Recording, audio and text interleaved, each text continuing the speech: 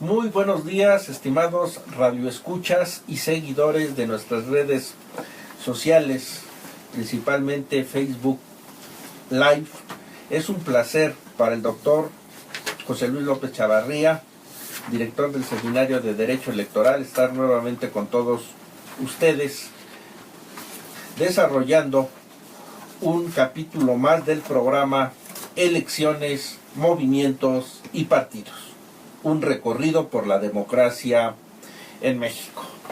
Al tenor de lo que hemos visto ya desde el programa anterior, nos hemos apartado, así sea temporalmente, propiamente del proceso electoral, de su análisis, de los comicios federales 2018, para ahondar en otro apartado o en otra veta que conforma este programa de radio, como son los movimientos sociales.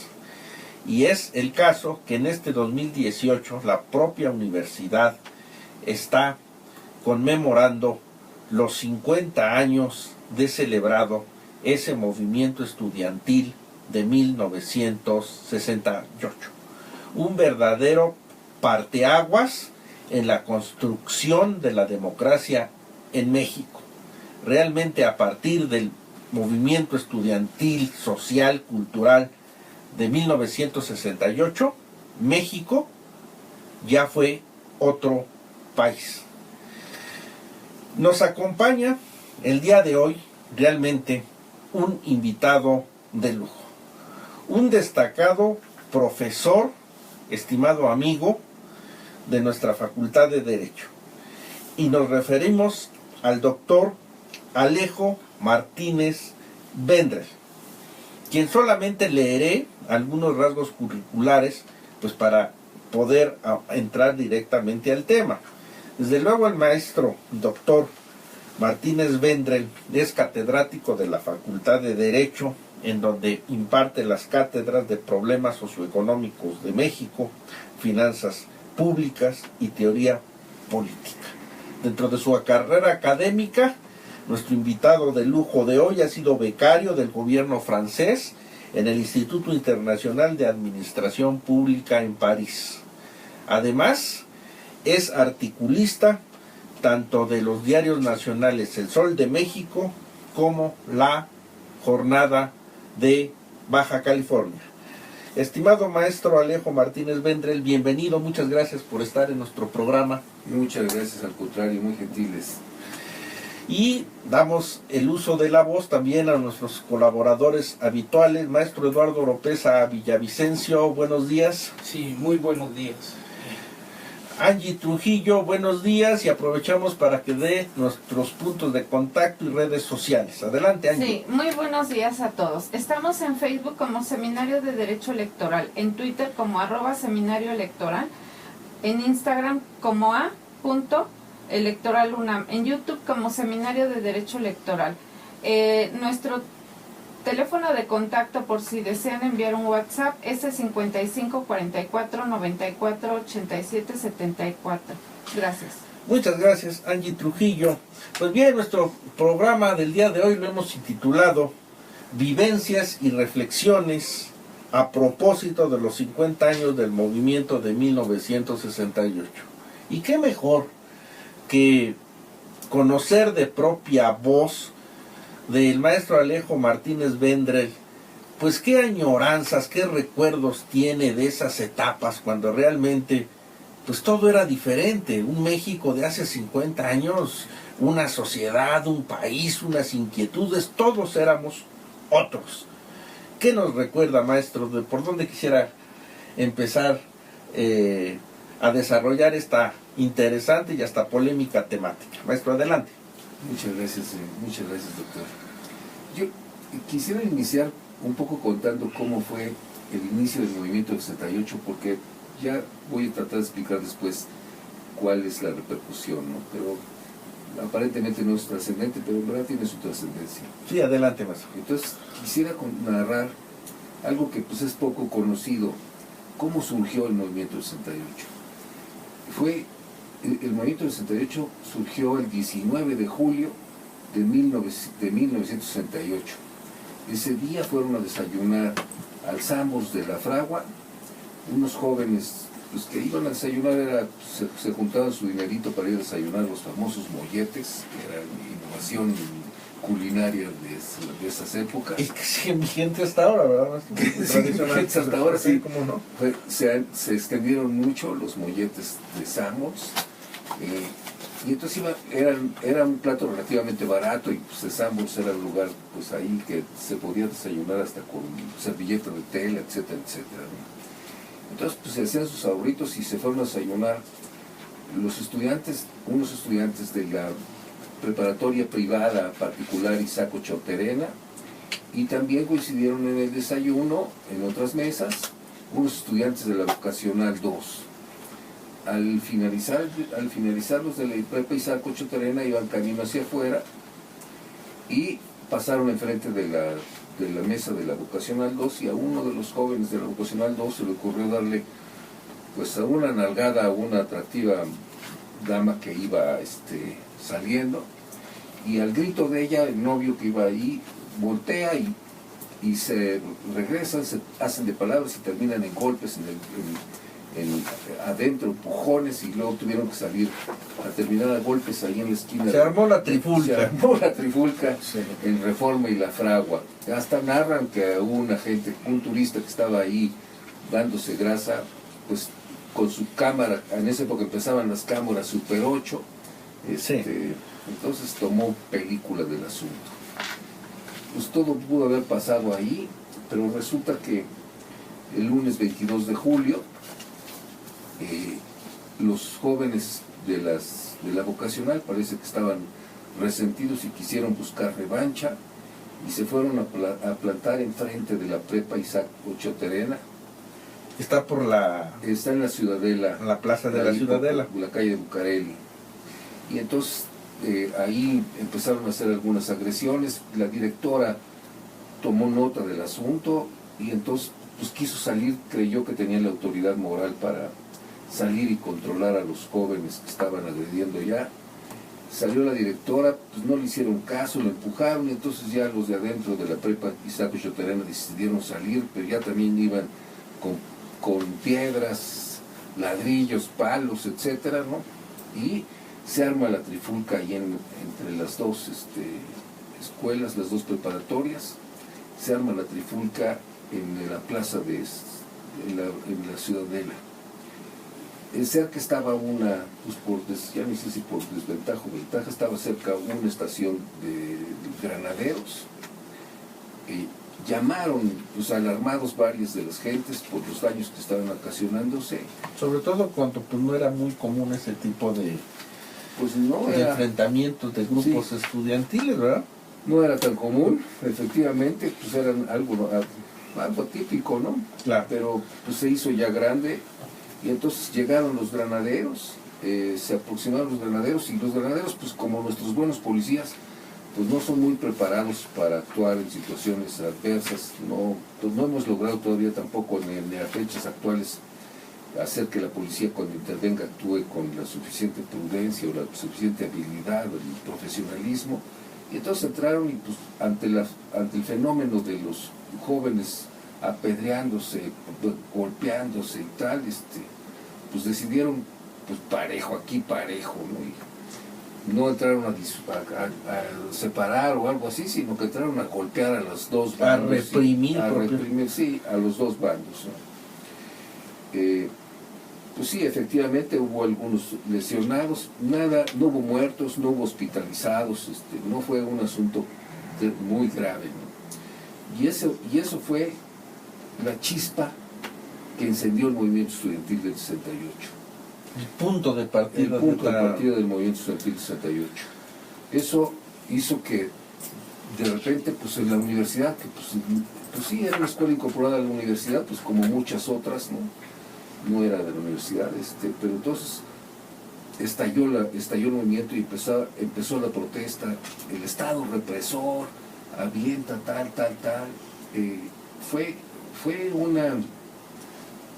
un desbordamiento de emociones, ¿no? Yo recuerdo, estaba cursando el 4º año de la Facultad de Derecho en ese año, sí, más. y yo recuerdo con desconcierto que yo veía a mis compañeros en las manifestaciones gritando con la cara descompuesta de coraje, con odio, y echando pestes contra el gobierno, diciendo, pues, bueno, improperios fuertes en contra del gobierno tal. Yo decía, ¿y por qué estamos tan enojados, no? Bueno, yo estoy presentando una versión diferente, no participé directamente en el movimiento, no fui un partícipe, no hubo liderazgo, ni mucho menos, muy lejano de eso. Pero fue espectador de esos Pero días. fui espectador, digamos que Testigo de ese acontecer. Testigo directo de ese acontecer. Muchos de mis amigos participaban activamente. Pues yo nunca he sido de masas, no voy a los partidos de fútbol, no me gusta ir al cine, no hago colas, detesto hacer colas, detesto manifestarme, no voy a manifestaciones. Mis amigos iban todos a las manifestaciones, yo no iba. Pero pues siempre estaba enterado, pues a donde iba mucho era al auditorio Yusemper, en donde se reunían, pues ahí no se reunían, pues ahí vivían, ahí estaban instalados varios permanentemente en el auditorio Yusemper. Ahí estaba la actividad. Cuando se fue desarrollando todo este movimiento estudiantil. Sí. Gracias, maestro. Qué interesante este punto de inicio, el recordar, evocar cómo, ¿verdad?, fue y cómo inicia y se va desarrollando el movimiento del 68. ¿Alguna anotación al margen, maestro, de lo que hemos estado comentando? Resulta bastante interesante lo que señaló el doctor, ¿no? Hay que tener presente, bueno, que en ese momento la juventud estaba inquieta. Precisamente el 26 de julio hubo una concentración, una marcha juvenil en apoyo a la revolución cubana. Convocó el Partido Comunista de México, la Central Nacional de Estudiantes Democráticos, la Liga Trotskista, el Movimiento de Liberación Nacional. Ese día van a coincidir dos marchas, una protesta estudiantil y una protesta hacia el imperialismo yanqui en pro y en apoyo. Pero cada marcha iba en su protesta, ¿no? En su protesta, pero llegó un momento, como siempre, cuando hay dos grandes concentraciones, ¿por qué no unirlas? Había de alguna forma puntos en común, que era la represión del Estado, ¿no? Y a partir de ese momento, del 26 de julio, se politizó el movimiento estudiantil. El Estado tuvo el pretexto de acusar de agitadores y que manipulan a los estudiantes y ejercer una represión sobre ellos. Hay que recordar también que en julio 30, el general José Hernández Toledo, procedente del campo militar número 1, dirigió al primer cuadro de la ciudad un convoy integrado por tanques ligeros, jeeps equipados con bazucas, cañones 101 milímetros, y ya los camiones y tropas, y al llegar precisamente a la puerta de las prepa 1 y 3, derriban la puerta con un tiro de bazuca. El famoso bazucazo. El famoso, y esto irritó bastante a la comunidad estudiantil, no solamente de la UNAM, del Politécnico, sino también de otras universidades. Este fenómeno ya había sucedido precisamente en el mismo general José Hernández Toledo, había hecho lo mismo en Guerrero. Él sin duda pues, era de gente de élite, preparada en el Canal de Panamá, con una preparación de los boinas verdes y todo. Se señalaba que él estaba muy ligado a la CIA y estaba al servicio del imperialismo yanqui. Muy bien, entonces, como vemos, propiamente del 26 al 29 de julio de 1968, que pudiéramos decir un incidente de grupos estudiantiles, que bueno, pues si bien se da alguna confrontación, uno no pudiera imaginarse la magnitud y alcances que llegaría a tomar, ¿verdad? Bueno, porque precisamente en estos días del 26 al 29, pues varias escuelas medias y superiores empiezan a entrar en paro, empiezan a unirse como manifestaciones en contra precisamente de esa represión que los cuerpos policíacos de la Ciudad de México y de los granaderos habían cometido en contra de los estudiantes. Y todavía hasta estos momentos estamos hablando que la petición estudiantil estaba focalizada en peticiones realmente muy naturales o explicables, como eran quizás la destitución o la sanción a Luis Cueto y a Raúl Mendiolea, que eran los jefes de la policía preventiva del entonces Distrito Federal. Pero pues pocos se imaginaban la envergadura y dimensiones que había de alcanzar tan importante movimiento. Maestro, nos comentaba, en esos momentos usted cursaba el 4º año en la Facultad de Derecho. ¿Cómo empezó usted como testigo, pues realmente de lujo, ¿no? Ver, por decir, la recepción de este movimiento hacia la Facultad de Derecho. ¿Cuál era? No, la Facultad de Derecho fue una facultad que no tuvo mucha participación, no tuvo una participación importante, sí tenía participación, pero no tuvo una participación en el liderazgo del Consejo Nacional de Huelga. Ya. Casi todos los líderes de la Facultad de Derecho pues quedaron marginados de la otras facultades. Otras facultades fueron las que asumieron la principal, lo del liderazgo, ¿no? Ciencias, filosofía y letras, economía. Fueron otras facultades las que tuvieron una participación relevante. Realmente en Derecho no hubo una participación fuerte en el liderazgo del movimiento. Ni entre los estudiantes, ni entre los profesores. No, entre los estudiantes sí, por supuesto. Pero entre los estudiantes de la Facultad de Derecho, en el auditorio, les digo, pues había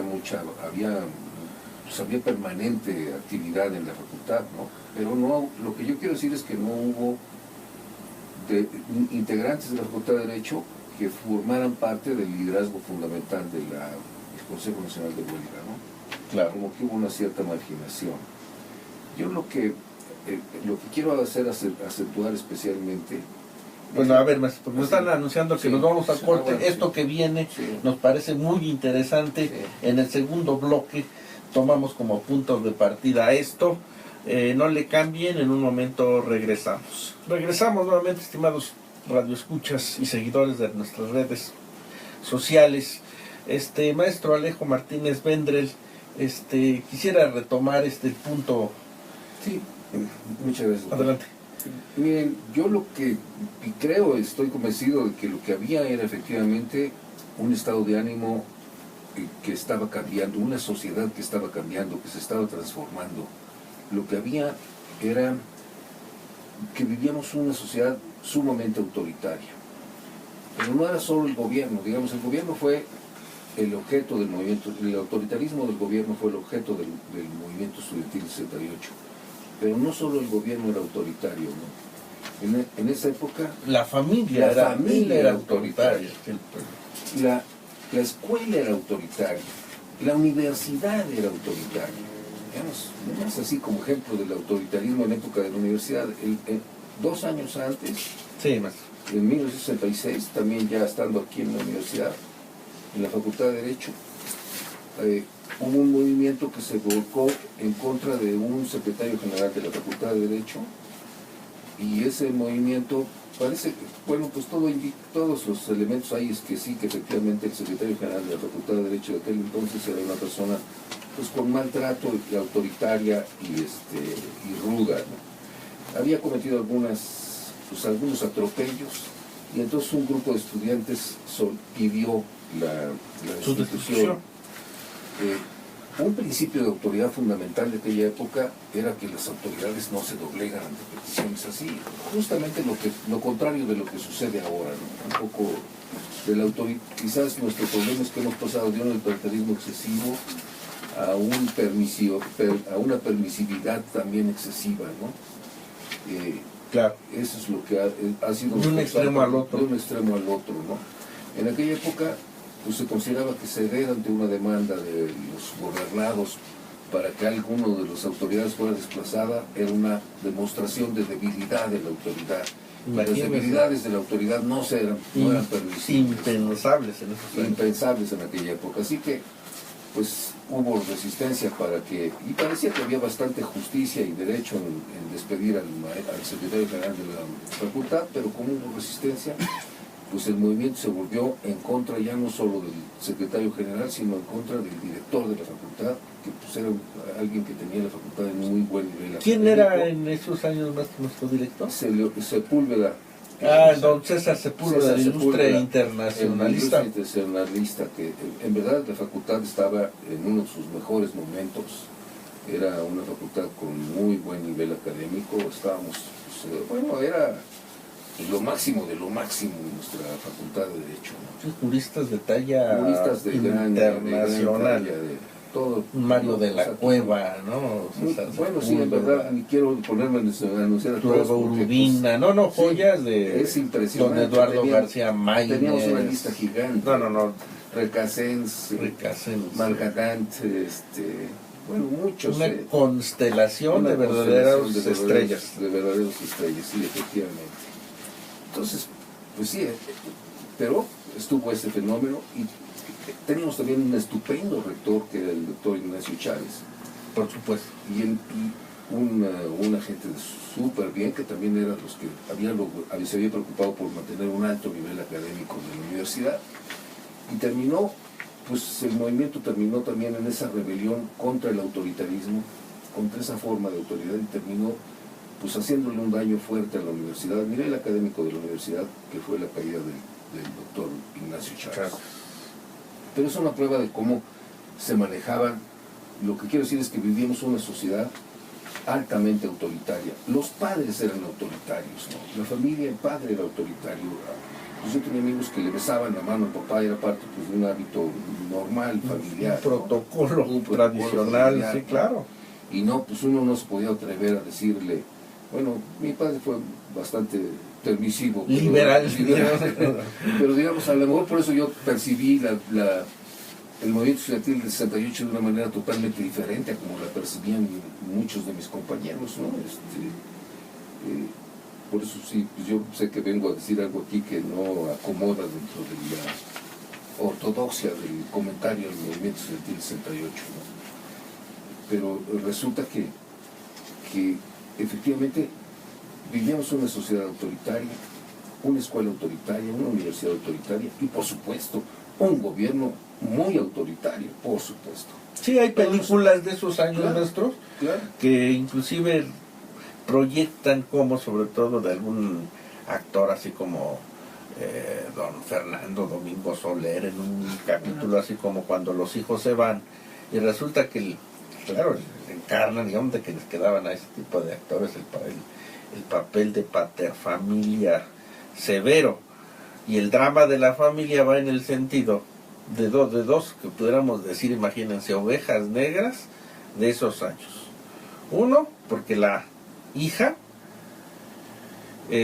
pretende ella estudiar, hacer su propia vida, efectivamente, tener un hijo pero no marido, es decir, mamá fuera de mamá soltera, y lo hace. Entonces, no sé qué, encerrarla, ¿no? Que no los vecinos se vayan a enterar, desprestigiada socialmente. Y uno de sus hijos, Alberto Vázquez, recuerdo, pues no quería estudiar las carreras tradicionales, era médico, abogado, ingeniero, ¿no? Bueno, es más, hasta hacía una concesión con ese papá, que sí iba a estudiar, pero por las tardes quería tener su grupo musical, tocar el rock e irse a algunos cafés cantantes de la zona rosa. Pero dicen, ¿de dónde me salió, no? O sea, ¿no? Qué pecado he cometido, lo que refleja finalmente, bueno, sí, la familia autoritaria de esos años, lo cual es totalmente irrisorio, ¿verdad, maestro? Claro, yo quisiera acentuar que no solo la familia y el gobierno y las escuelas eran autoritarias, nosotros éramos autoritarios. ¿Cómo se expresaba nuestro autoritarismo? Pues en las infames perradas que se practicaban en aquella época. ¿Cómo hacían? Pues sí, que los que llegábamos de primer año, las famosas perradas. Porque gritaban, perro, perro. Y entonces te correteaban hasta alcanzarte y pelarte, ¿no? Raparte. Te tijereteaban y luego se hacían también unos desfiles alrededor de de lo que la única época que había en esa época era el circuito interior de la universidad, y se hacían unos desfiles en donde como pasarela, ¿no? Una especie. Sí, se vestían unos de centuriones romanos con látigo y tal, y entonces empezaban a gritar. Pues era simpático, pues tenía alguna parte simpática dentro de lo humillante para los que desfilaban en eso, ¿no? Entonces, a ver, perros, ladren perros, y ¡paz! Y sonaba el látigo, y entonces todos los que iban ahí en el desfile pues tenían que ladrar, guau, guau, guau. Todas esas cosas, que era una expresión también de autoritarismo. Finalmente. Yo creo que en eso yo me siento muy satisfecho y orgulloso de que pues en esa parte al menos hemos avanzado bastante. En alguna época pues hasta fueron recibidos los estudiantes de primer año con mariachis, para que imagínense la diferencia de sensación de cuando entra uno a la universidad, de que uno ande asustado porque los andan correteando para raparlos, a la diferencia de que cuando entra uno y lo reciben con mariachis y te echan un discurso de... No, totalmente, el contexto es diferente, maestro. Es un sentimiento totalmente diferente. Y sobre todo en esos años las compañeras, es decir, el sexo femenino sería muy escaso todavía, ¿verdad? Era más escaso, efectivamente. Muy escaso. Ha venido subiendo. Digamos que en esa época habría un 25% de mujeres, ¿no? Ahora ya nos ganaron. Ahora son más del 50%. No, son más del mujeres, 50% ¿no? de mujeres que hubo en esa época, sí. Al 2018. Ha avanzado, ha caminado. No, sin duda, hay un cambio muy favorable en esos aspectos, sin duda hay un cambio muy favorable, ¿no? Claro. Esa parte, yo creo que es la expresión. Lo que quiero acentuar es que el autoritarismo era algo común en toda la sociedad. Y se derramaba en todas las áreas. Que se desparramaba en todas las áreas, incluyendo entre los estudiantes contestatarios, ¿no? Y entonces, ¿qué es lo que pasó? Pues que estábamos viviendo también un cambio de época importante, como ya lo mencionaban ustedes, ¿no? Estaba surgiendo la píldora anticonceptiva. La píldora anticonceptiva que permitía una liberación importante de algo que era el comportamiento sexual. Digamos, creo que ahora lo hemos vivido con plenitud, ese cambio de valores, ¿no? Que ha sido una transformación importante. Claro, en esa época estaba efectivamente el libro de Wilhelm Reich de la revolución sexual. Wilhelm Reich era otro de los psicólogos que todo el mundo leía en aquel momento como con sacudimiento, efectivamente. Pero yo digo, más que quizás el peso de Wilhelm Reich, era el peso de la píldora anticonceptiva, de la innovadora píldora anticonceptiva, en el sentido de que permitía por primera vez que las relaciones sexuales se dieran con mucho mayor libertad, sin la amenaza brutal y castigadora de lo que sería el embarazo no deseado, ¿no? Claro. Se expresaban nuevas fórmulas en la música. Estaba la música digamos, el caderazo de Elvis Presley, con esas insinuaciones de la sexualidad y tal, ¿no? Se expresaba la expresión del sí, que Sullivan, el famoso presentador musical estadounidense, permitió, sí, de asistir a su programa de televisión, pero nada más se enfocaban del torso para arriba, porque esas caderas estaban demasiado pecaminosas. Qué interesante, maestro, todas esas situaciones. ¿Algún apuntamiento más, maestro Eduardo Oropeza, para irnos avanzando en este desarrollo histórico-político? Sí, gracias, doctor. Mire, cuando se habla de autoritarismo, ya sea de la familia, del Estado, de la sociedad, de la escuela, de los maestros, los compañeros, de nosotros. Sí, y de nosotros mismos, hay que hacer hincapié. Bueno, estamos viviendo una época de posguerra. Una época había concluido la Segunda Guerra, donde el Estado es un Estado policía, no solamente a nivel nacional, sino a nivel mundial. Las protestas que se dan en México también se manifestaron en París, en Berlín, en Varsovia, Checoslovaquia, Roma, Turín, Chicago, Londres, Barcelona, en la Universidad de California, Argentina, México y Brasil. La juventud ya estaba harta de ese autoritarismo. Había una represión sexual, había una represión del Estado, una represión policíaca, y hay una búsqueda, hay un cambio, hay una esperanza que la juventud pretende. ¿Cuál es? Una nueva alternativa de gobierno, un gobierno socialista, una revolución social.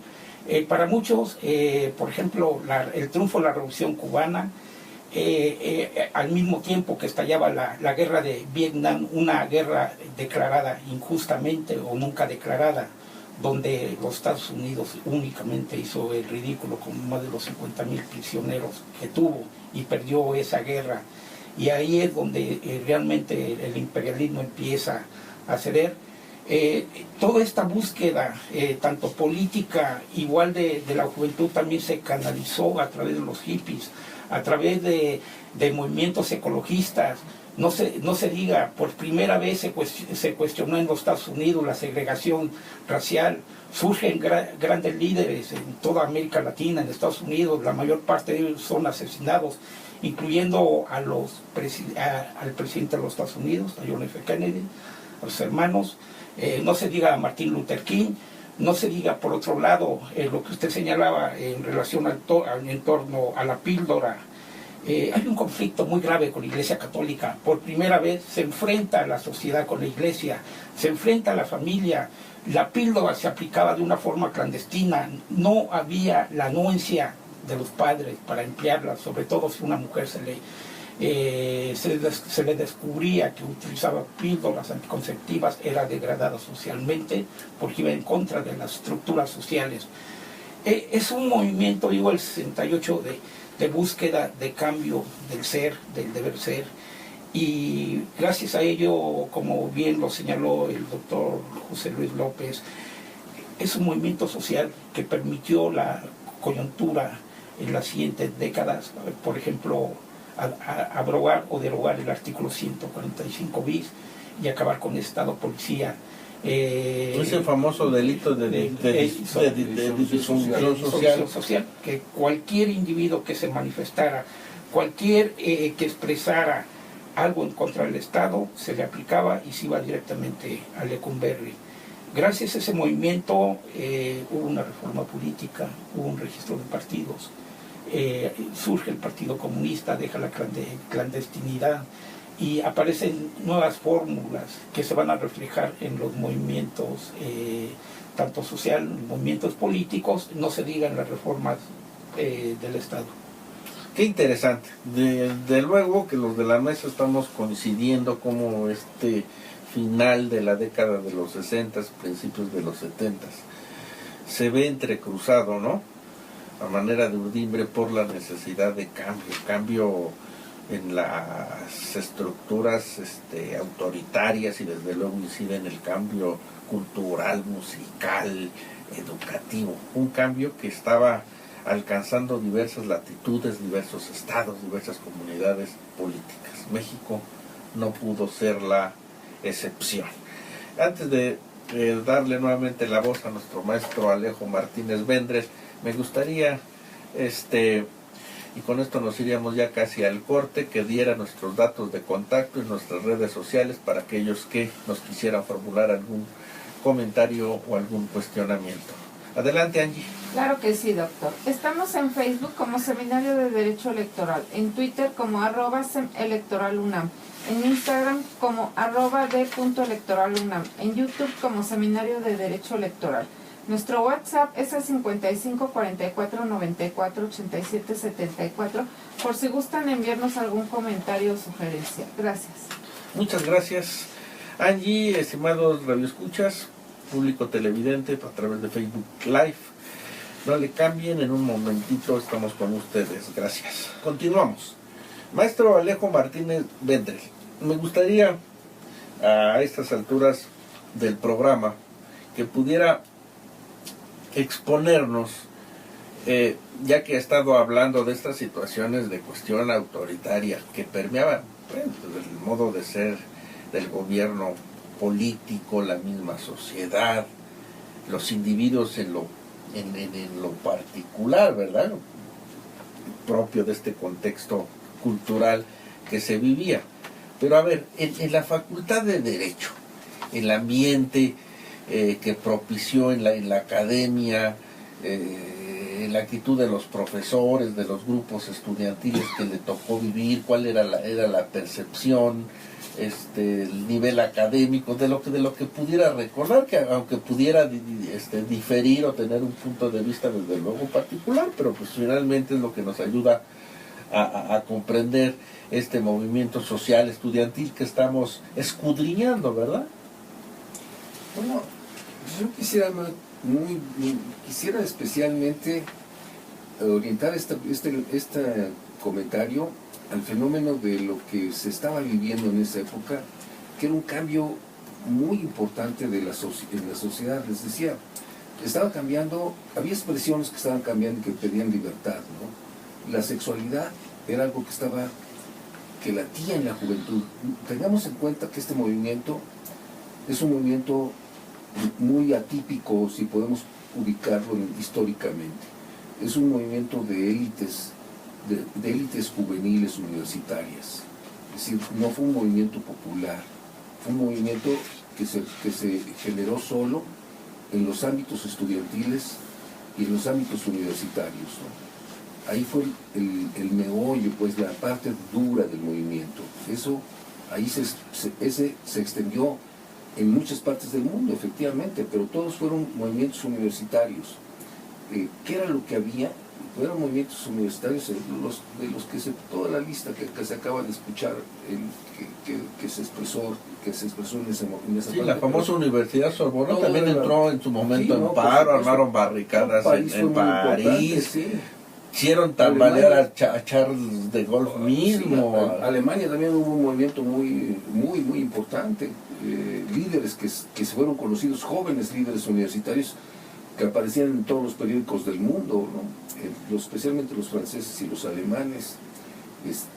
En verdad fue un movimiento específicamente de esa juventud que quería un cambio, de esa juventud que estaba sujeta al autoritarismo de los padres, al autoritarismo de la familia, al autoritarismo de la escuela, al autoritarismo de las universidades, pero que encontraron en el enfrentamiento con el gobierno la parte más fuerte en donde podían tener mucho mayor solidaridad que el resto. Sin duda, yo no quiero en ningún momento decir que el gobierno no era autoritario, sin duda era autoritario, sin duda era expresión de represión, etcétera, ¿no? Pero el fenómeno era que lo que es importante entender, y yo es sobre lo que quisiera centrarme en esta plática, porque creo que tiene implicaciones para el momento actual, tiene elementos. No solo quiero hacer una interpretación de lo que sucedió en el 68, sino también una expresión de lo que está sucediendo en la actualidad. Lo que quiero plantear es que muchas veces los conflictos los queremos conocer por lo que se expresan, por cómo se expresan. Entonces, sí, efectivamente, el conflicto estudiantil del 68 se expresó como una acción en contra del gobierno represivo, pero en el fondo no era tanto lo que lo movía estrictamente el gobierno represivo. ¿Qué era lo que lo movía? Lo movía esa incomodidad de tener un mundo completo represivo. ¿Por qué se expresó contra el gobierno? Porque el gobierno es siempre la parte en donde cuando uno si lo expresa el problema, digamos, contra el padre personal, pues el enfrentamiento es personal con el papá. Si uno lo expresa a lo mejor en la universidad, bueno, pues sí, en el caso de la universidad hubo el movimiento del 66 que fue quizás una expresión de ese tipo, ¿no? Pero el núcleo que logra alcanzar, que más gente se una, se sienta solidaria. Imagínense que todos los que participaban en las manifestaciones pues se sentían apoyados en su convicción, porque todos los que lo apoyaban se sentían que efectivamente tenían razón.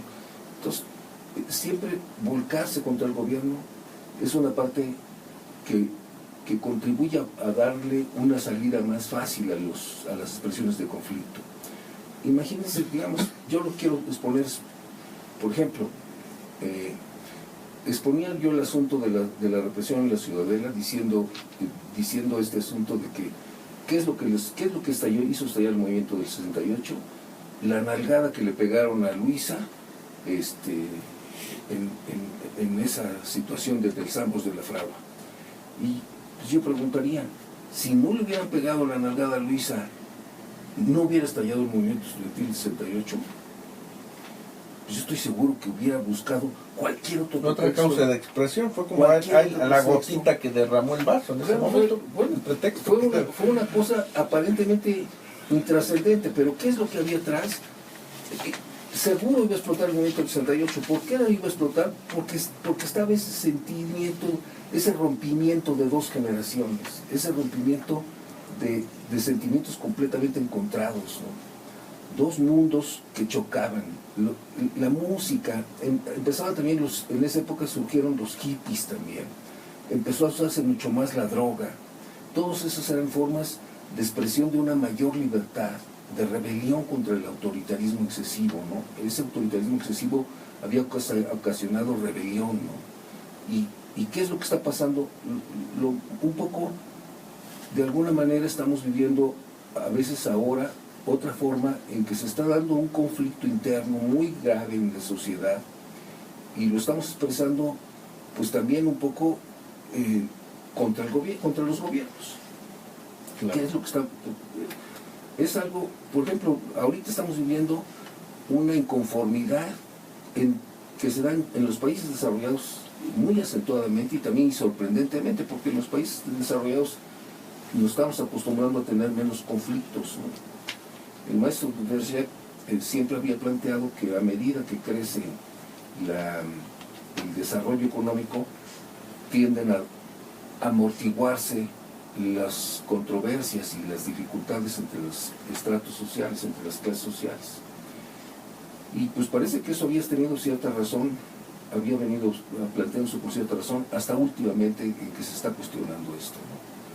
Parece que ahora los países más desarrollados, los que tienen más alto nivel de desarrollo, están enfrentándose a un surgimiento, a un florecimiento brutal de movimientos que son contrarios a la organización social y al gobierno mismo, ¿no? Yo creo que hay expresiones irracionales, entre otros la elección del presidente de los Estados Unidos, la salida de la Gran Bretaña de la Unión Europea, el ascenso ahora de los movimientos nazis de extrema derecha en Alemania, pues en una Alemania ultra floreciente, ultra poderosa, Alemania está en un auge económico fuera de lo común, es una potencia con un nivel de vida enorme, y resulta que Angela Merkel no podía formar gobierno porque los movimientos extremistas obtuvieron una gran tajada del Bundestag, ¿no? Así es. Es algo... Sí, es muy interesante, maestro. Lo veo con... Sí, bueno, yo difiero un poquito aquí con el doctor. Para mí el movimiento del 68 es un movimiento popular. Usted imagínese, por ejemplo, Calceclapa. A mí me tocó ver cómo quemaban los tranvías, cómo se quemaban los camiones de granaderos, cómo la gente salía de las casas a apoyar a los estudiantes. También me tocó ver manifestaciones, marchas, mítines, con panquetas, cómo el ejército entraba, reprimía no solamente a los estudiantes, a todos, a las mujeres, a los niños. Al igual, por ejemplo, había muchos militantes de diversos sindicatos. El movimiento del 68 se vinculó a las clases inferiores, sobre todo al sindicalismo en México, a los partidos políticos, como el Partido Comunista Mexicano. Eso por un lado. Por otro lado, yo quisiera hacer hincapié y rendirle un honor al rector Barro Sierra, que sin duda fue un luchador por la autonomía de la UNAM. Hay que recordar que el 29 de julio entró la policía y el ejército. Al siguiente día el rector hizo la bandera nacional a media asta y dejó de transmitir ese día Radio UNAM en señal de luto. México estaba en luto porque había entrado el ejército. Y no se diga el 1 de agosto, cuando el rector encabezó la marcha del CEU y recorrió la avenida de los Insurgentes, que bien nos narró nuestro invitado anterior. Y el 18 de septiembre el ejército ocupó Ciudad Universitaria, y un fatídico 19 de septiembre el rector protestó por la ocupación militar y encabezó una manifestación, e inclusive le costó que le pidiera el diputado Luis Farías, líder del PRI, su renuncia. Ya para concluir, digamos, esta participación, quisiera hacer mención de las palabras del rector Barros Sierra, que señala: la autonomía de la universidad es esencialmente la libertad de enseñanza, investigar y difundir la cultura. Estas funciones deben respetarse. Los problemas académicos, administrativos y políticos internos deben ser resueltos exclusivamente por los universitarios. En ningún caso es admisible la intervención de agentes exteriores y, por otra parte, el cabal ejercicio de la autonomía requiere respeto a los recintos universitarios. Palabras del ilustre rector Barros Sierra. Muchas gracias, maestro Eduardo Oropeza. En efecto, me gustaría recuperar algunas ideas, finalmente, como en el contexto del movimiento 68, pues básicamente los propósitos, los principios y los ideales que se buscan en aquel entonces, pues realmente coinciden, y tal parece que su desarrollo sigue en cierto momento los mismos parámetros en París, por decir que lo que meses después habría de ocurrir en el propio México, para luego pasar pues finalmente a la vinculación en cuanto a las reflexiones y enseñanzas de ese movimiento cultural, estudiantil, social, con lo que estamos tratando de vincularlo, como ya lo estaba haciendo acertadamente el maestro Alejo Martínez. Mire, dice, y es alguna nota en relación al movimiento estudiantil parisino. Dice: las grandes manifestaciones, protestas y huelgas tuvieron lugar entre el 3 y el 30 de mayo, pero su origen está en las reformas universitarias de 1967, que no contentaron a nadie. Un grupo de estudiantes de la Facultad de Letras de Nanterre, en las afueras de París, dirigidos por Daniel Cohn-Bendit, Dani el Rojo, forma un grupo que se intitula Movimiento 22 de Marzo, convoca la movilización y aprueba un programa de reformas educativas y de exigencias políticas radicales. Cerrada su universidad y detenidos algunos de sus dirigentes, se trasladan a la Sorbona, en donde se enfrentan a la policía, pues en el famoso barrio latino, y piden ayuda a todos los sindicatos estudiantiles y obreros.